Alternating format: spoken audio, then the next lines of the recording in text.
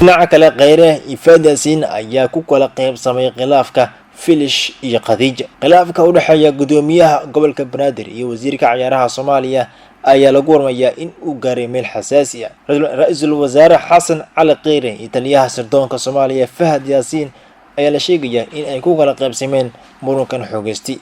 Kheyre ayaa garab istaag waxa uu siiyay wasiiradiisa Khadija, halka Fahad Yaasiin uu taageero weyn u muujiyay duqa Muqdisho Cumar Filish. lama oga waxa uu khilaafkan ka bedeli doono isbahaysiga cusub, maadaama labadoodu ay leeyihiin xasaanad weyn.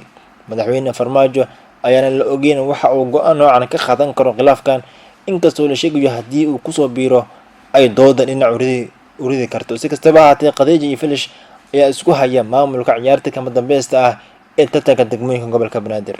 dhinaca